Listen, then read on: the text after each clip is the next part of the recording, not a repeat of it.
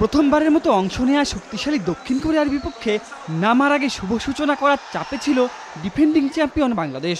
তবে রেফারির বাঁশি বাজতেই যেন উড়ে যায় সব চাপ, উল্টো চেপে ধরে প্রতিপক্ষকে।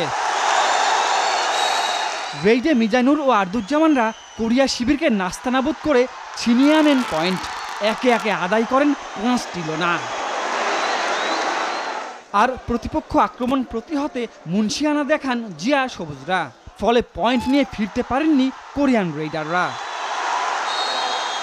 অভাবিত এমন জয়ে দারুণ উচ্ছ্বসিত দলকে একাই 21 পয়েন্ট এনে দেয়া মিজানুর ও 10 পয়েন্ট এনে দেয়া আরদুজ্জামান।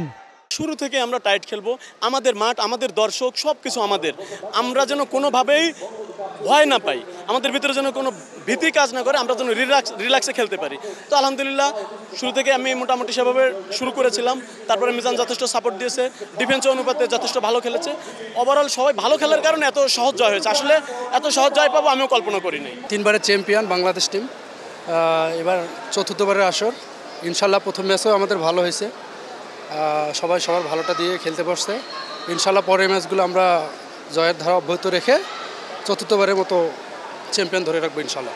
এর আগে মিরপুর সোহরাওয়ার্দী ইনডোর স্টেডিয়ামে প্রতিযোগিতার উদ্বোধন করে কাবাডিকে আরও গুরুত্ব দেওয়ার কথা বলেন ক্রীড়ামন্ত্রী। যেটা যদি আমরা গ্রাসরুট লেভেল থেকে চালু করতে যাই, তাহলে সবার আগে দরকার হচ্ছে যে আমাদের শিক্ষা প্রতিষ্ঠানগুলোর থেকে যদি আমরা এই খেলাটা চালু করতে পারি রেগুলার বেসিসে, তাহলে আমি মনে করি আমাদের জন্য নতুন নতুন খেলোয়াড় বেড়ে আসার জন্য একটা ভালো পদক্ষেপ হবে। আমি মাননীয় শিক্ষামন্ত্রীর সাথে গতকালকেই কথা বলেছি যে আমরা একসাথে বসে এই কাবাডিটাকে প্রমোট করতে চাই সারা বাংলাদেশে।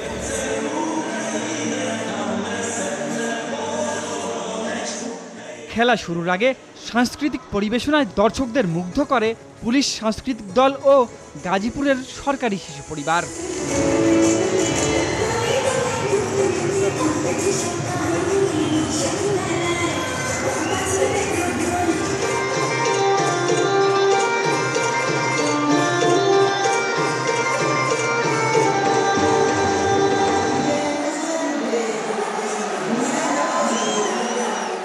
অরণ্য গফুর, RTV, ঢাকা।